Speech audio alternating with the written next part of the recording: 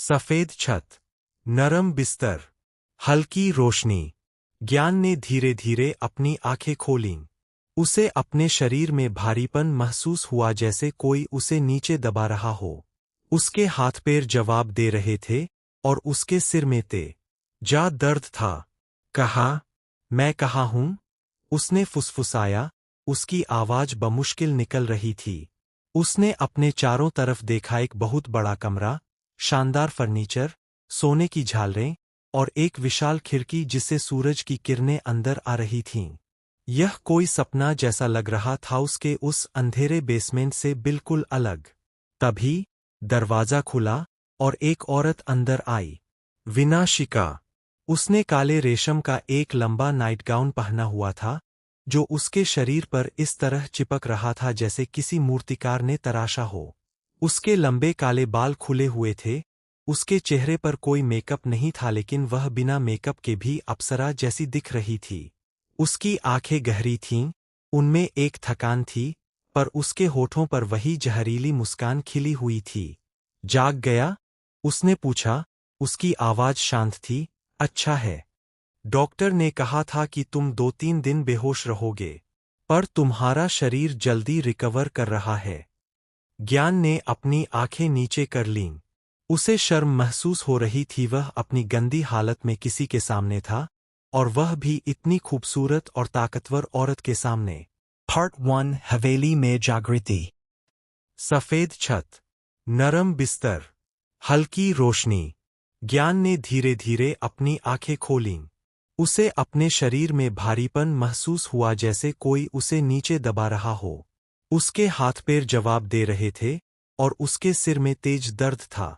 कहा, मैं कहाँ हूँ? उसने फुसफुसाया। उसकी आवाज बमुश्किल निकल रही थी। उसने अपने चारों तरफ देखा। एक बहुत बड़ा कमरा, शानदार फर्नीचर, सोने की झालरें और एक विशाल खिड़की जिससे सूरज की किरणें अंदर आ रही थीं। यह कोई सपना जैसा लग रहा था, उसके उस अंधेरे बेसमेंट से बिल्कुल अलग। तभी दरवाजा खुला और एक औरत अंदर आई। विनाशिका। उसने काले रेशम का एक लंबा नाइटगाउन पहना हुआ था, जो उसके शरीर पर इस तरह चिपक रहा था जैसे किसी मूर्तिकार ने तराशा हो।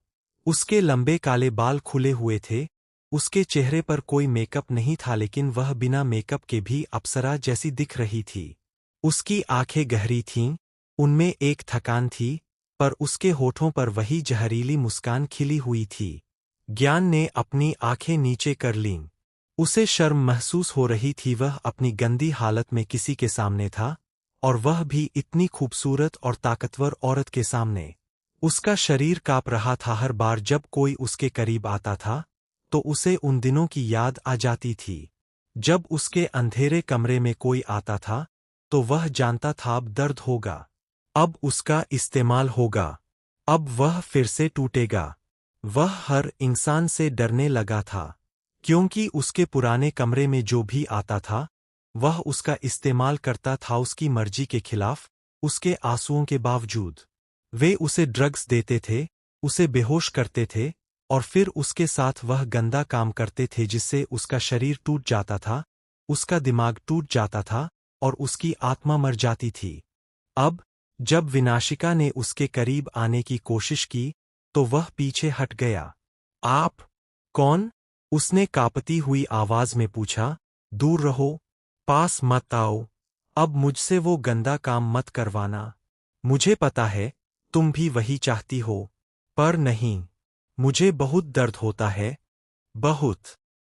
उसके शरीर का हर हिस्सा कांप रहा था।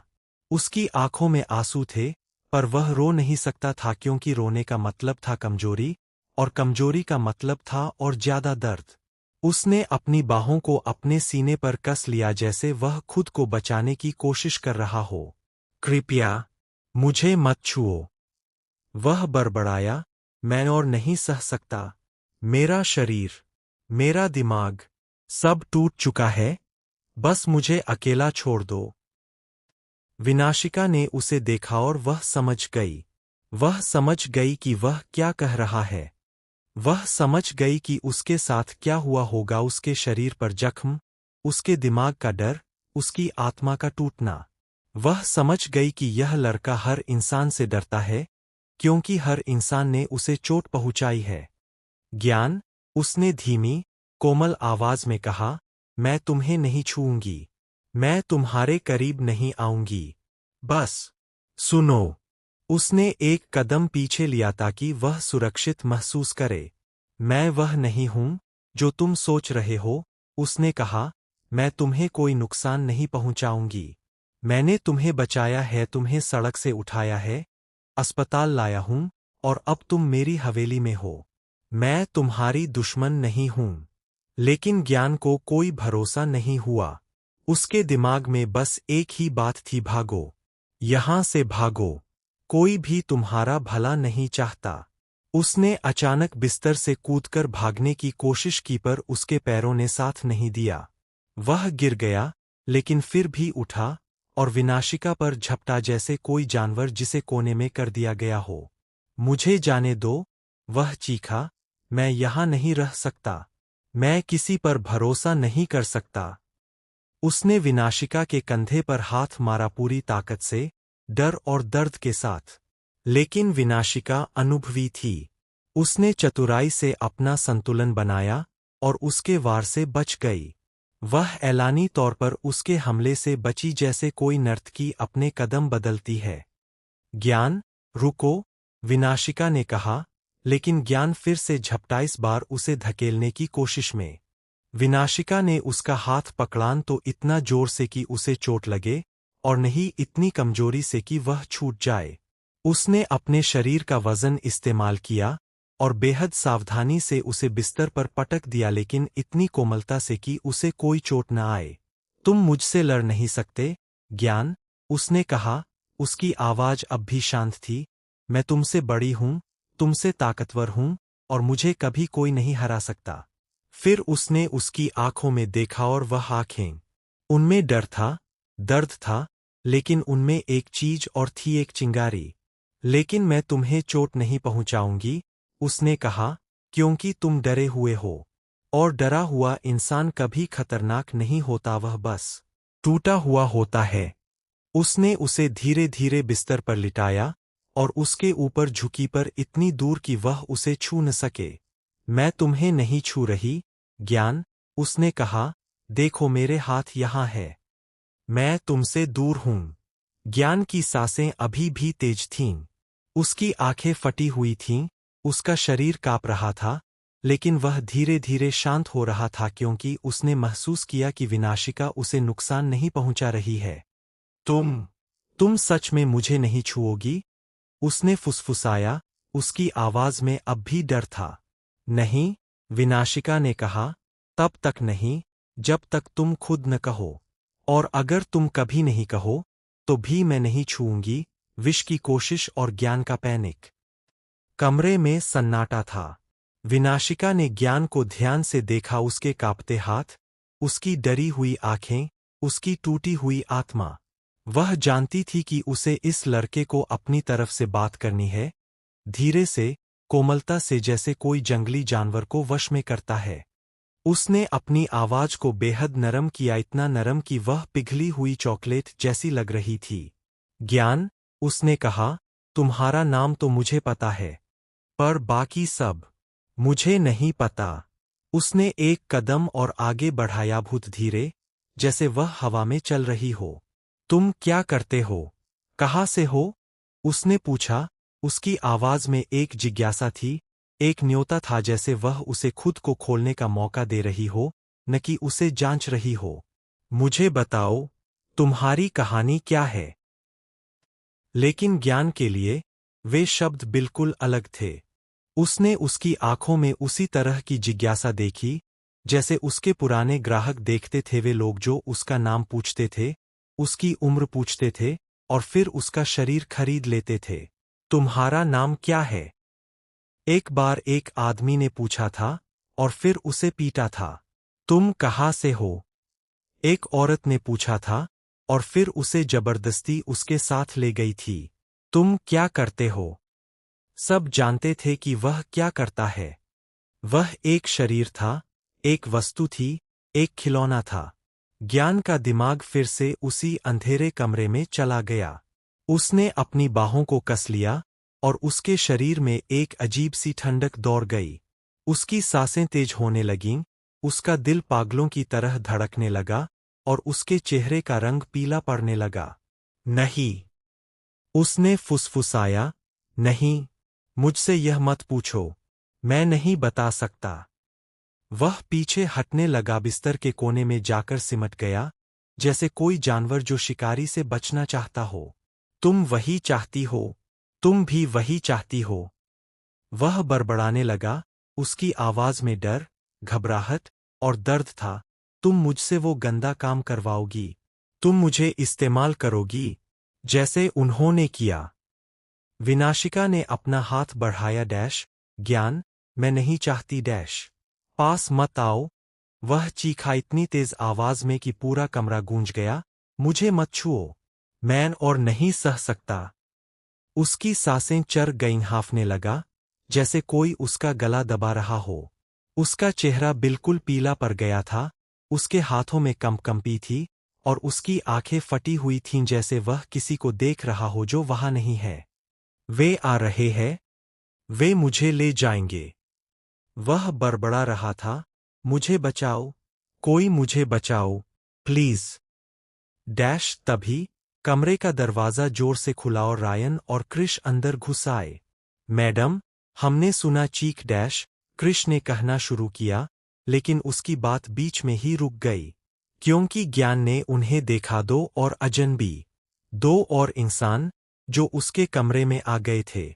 वह पूरी तरह पैनिक मोड में चला गया। नहीं, नहीं, और लोग, वह चीखा, मुझसे दूर रहो, सब मुझसे दूर रहो। उसने अपनी बाहों को अपने सिर पर रख लिया, जैसे वह खुद को बचाने की कोशिश कर रहा हो। उसका पूरा शरीर कांप रहा था और उसकी सांसें इतनी तेज हो गईं कि उसे लग रहा था जैसे वह दम घुटने वाला है।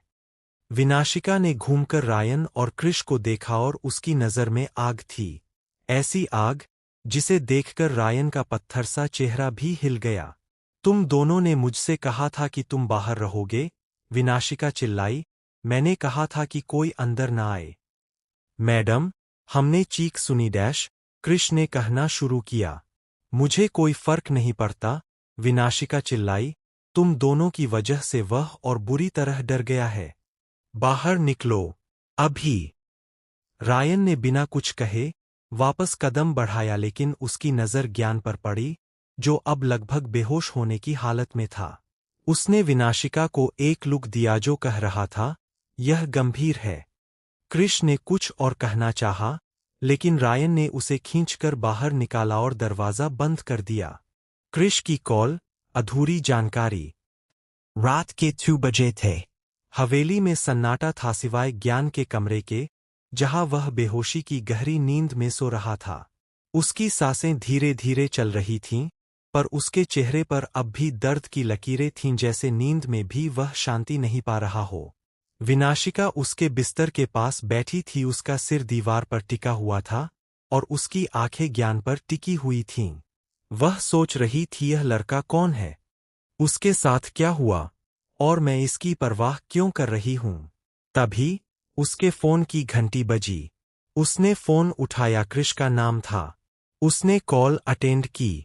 बोल, क्रिश, उसने शांत आवाज में कहा। मैडम, बाहर आइए, क्रिश ने कहा। उसकी आवाज में सामान्य बड़बड़ाहट नहीं थी, वह गंभीर था। काम हो गया है, पर आपको खुद देखना होगा। क्या हुआ, विनाशिका ने पूछा, उठकर खड़ी हो गई।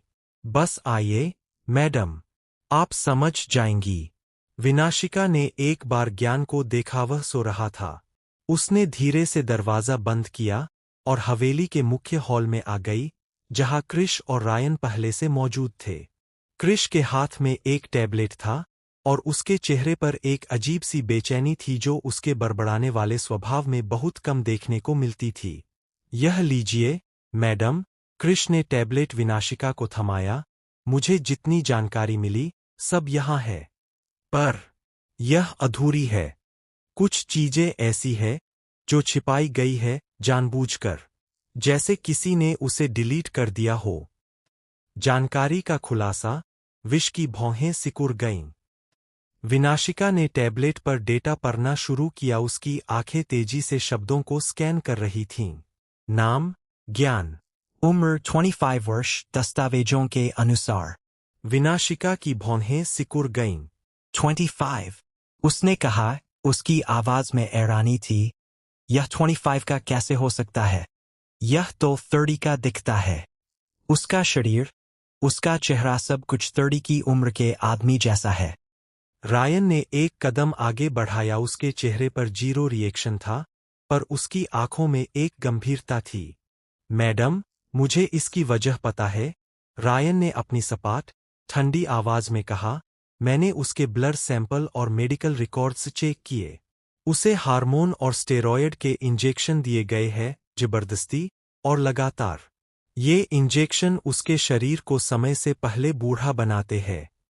क्यों? विनाशिका ने पूछा। उसकी आवाज में अब ठंडक थी। ताकि वह और आकर्षक दिखे, रायन ने कहा। बड़ा शरीर, ज्यादा मसल्स, ज्यादा स्टेमिना, ताकि सेक्स के दौरान वह ज्यादा देर तक चल सके। यही उसका इस्तेमाल था। उसे एक प्रोडक्ट की तरह बनाया गया था जो ग्राहकों को लंबे समय तक खुश रख सके। विनाशिका के हाथ कांप गए। उसने टैबलेट को और कसकर पकड़ा। और उसने कहा, और क्या मिला? उसके शरीर में अलग अलग तरह की ड्रग्स के नमूने हैं, रायन ने आगे कहा। हर ड्रग का अलग असर है। कुछ उसे सुस्त बनाते हैं, कुछ उसे अत्यधिक संवेदनशील बनाते हैं, और कुछ उसके दर्द को असहनीय बनाते हैं। लेकिन सबसे खतरनाक बात यह है। रायन ने एक पल के लिए रुककर विनाशिका की आंखों में देखा। पहली बार उसके पत्थर से चेहरे पर एक हल्की सी चिंता झलकी। उसका शरीर इन ड्रग्स को सहन नहीं कर पा रहा है, रायन ने कहा। उसके लीवर और गुर्दे पर बहुत दबाव है। और सबसे बड़ा खतरा, उसे हार्ट फेलियर का भी खतरा है। अगर उसे और ड्रग्स दी गईं, या अगर उसके शरीर पर और ज्यादा दबाव पड़ा, तो उसका दिल किसी भी पल रुक सकता है। विश की चुप्पी, एक खतरनाक चुप्पी। विनाशिका ने कुछ नहीं कहा। वह बस टैबलेट को देखती रही। उसकी आंखें शब्दों को पढ़ रही थीं, लेकिन उसका दिमाग कहीं और था। उसके चेहरे पर कोई भाव नहीं था, न गुस्सा, न दर्द, न हैरानी। बस एक खालीपन था, जो उसकी सबसे खतरनाक अवस्था थी। क्योंकि जब विश के चेहरे पर कोई भाव नहीं होता था, तो इसका मतलब था वह सोच रही थी। और जब वह सोच रही थी, तो कोई नहीं जानता था कि उसके दिमाग में क्या चल रहा है। हॉल में सन्नाटा छा गया। क्रिश ने रायन को देखा, रायन ने क्रिश को देखा। दोनों समझ गए कि यह चुप्पी खतरनाक थी। रायन की चेतावनी, यह किसी दुश्मन की चाल हो सकती है। रायन ने एक कदम आगे बढ़ाया, बहुत सावधानी से, जैसे कोई जंगली जानवर के करीब आ रहा हो। मैडम, उसने कहा। उसकी आवाज में अब कोई भाव नहीं था, बस एक तथ्य था। मुझे कुछ कहना है, और आपको यह पसंद नहीं आएगा। विनाशिका ने धीरे धीरे अपना सिर उठाया। उसकी आंखें अब भी खाली थीं, पर उनमें एक बिजली थी। बोलो, रायन, उसने शांत आवाज में कहा। मैं इस लड़के पर इतना ध्यान न देने की सलाह दूंगा, रायन ने कहा। मुझे इसकी कहानी में कुछ ठीक नहीं लग रहा। उसका बैकग्राउंड अधूरा है, जानबूझकर छिपाया गया है। और वह हमारे सामने ऐसे आया, जैसे कोई उसे हमारी तरफ धकेल रहा हो। विनाशिका ने एक भौं उठाई, पर कुछ नहीं कहा। मैडम, हो सकता है कि यह किसी दुश्मन की चाल हो, रायन ने कहा। कोई आपको खतरे में डालना चाहता है, और इस लड़के का इस्तेमाल कर रहा है। हो सकता है कि यह आपको कमजोर करने का एक प्लान हो। आप इस पर इतना ध्यान दे रही है, कि आपकी दुश्मनी कमजोर पड़ सकती है। और अगर ऐसा है? विनाशिका ने पूछा। उसकी आवाज में अब भी कोई भाव नहीं था। तो हमें उससे दूरी बनानी चाहिए, रायन ने कहा। कम से कम तब तक, जब तक हमें पूरी सच्चाई न पता चल जाए। विश का जवाब, एक चौंकाने वाला फैसला। विनाशिका ने टैबलेट को मेज पर रखा, और धीरे धीरे खड़ी हुई। उसने रायन की तरफ देखा और फिर क्रिश की तरफ। उसके चेहरे पर अब भी कोई भाव नहीं था, लेकिन जब उसने बोलना शुरू किया तो उसकी आवाज में एक अजीब सी गर्मी थी जो शायद उसने कभी किसी के लिए महसूस नहीं की थी। रायन, उसने कहा, तुम सही हो सकते हो। यह किसी दुश्मन की चाल हो सकती है। यह लड़का हमें धोखा दे सकता है। यह हमारे खिलाफ इस्तेमाल हो सकता है। वह एक पल के लिए रुकी और फिर आगे बढ़ी। पर तुम्हें पता है मैं क्या सोचती हूं? उसने रायन की आंखों में देखा, उसकी आंखों में अब एक चमक थी। मैं सोचती हूं कि अगर यह लड़का सच में किसी दुश्मन की चाल है, तो वह दुश्मन बहुत बड़ी गलती कर रहा है, उसने कहा, क्योंकि इस लड़के ने मुझे कुछ दिया है जो मुझे किसी और ने नहीं दिया। क्या, मैडम? कृष ने पूछा। उसकी बड़बड़ाहट अब शांत हो गई थी। उम्मीद, विनाशिका ने कहा, उसकी आंखों में मैंने कुछ देखा जो मुझे लगता है कि मैंने खो दिया था, और मैं उसे खोना नहीं चाहती। उसने कमरे की तरफ मुड़कर देखा जहां ज्ञान सो रहा था। तो अगर यह किसी दुश्मन की चाल है, उसने कहा, तो मैं उस दुश्मन को सबक सिखाऊंगी। और अगर यह सच है, अगर यह लड़का सच में मासूम है, तो मैं उसे बचाऊंगी। उसने रायन की तरफ देखा। डैश, तुम मुझे रोक नहीं सकते, रायन। मैंने फैसला कर लिया है। रायन ने कुछ नहीं कहा, बस अपना सिर झुकाया। वह जानता था कि जब विश ने कुछ ठान लिया है, तो कोई उसे नहीं रोक सकता। मैडम, मैं आपके फैसले का सम्मान करता हूं, रायन ने कहा, पर मैं आपको चेतावनी देता हूं, अगर इस लड़के ने आपको कोई नुकसान पहुंचाया, तो मैं उसे खुद मारूंगा, चाहे आप कितना भी गुस्सा करें। विनाशिका मुस्कुराई, वह जहरीली मुस्कान जो दुश्मनों को डराती थी। विनाशिका वापस ज्ञान के कमरे में गई और उसके बिस्तर के पास बैठ गई। उसने उसका हाथ पकड़ा धीरे से, कोमलता से। ज्ञान, उसने फुसफुसाया, तुम्हारा अतीत छिपा हुआ है। तुम्हारी कहानी अधूरी है। और हो सकता है कि तुम मेरे दुश्मन हो, पर मुझे लगता है कि तुम नहीं हो। उसने अपना सिर उसके बिस्तर के किनारे पर रखा, जैसे वह सोने से पहले उसे देख रही हो। क्योंकि अगर तुम मेरे दुश्मन होते, तो तुम मुझसे इतनी नफरत नहीं करते, उसने कहा। तुम्हारी आंखों में नफरत नहीं है, बस दर्द है। और दर्द कभी झूठ नहीं बोलता। उसने अपनी आंखें बंद कर लीं, पर उसके दिमाग में एक सवाल था। क्या यह लड़का सच में मासूम है? या कोई उसे मेरे खिलाफ इस्तेमाल कर रहा है? और अगर वह मासूम है, तो क्या मैं उसे बचा पाऊंगी?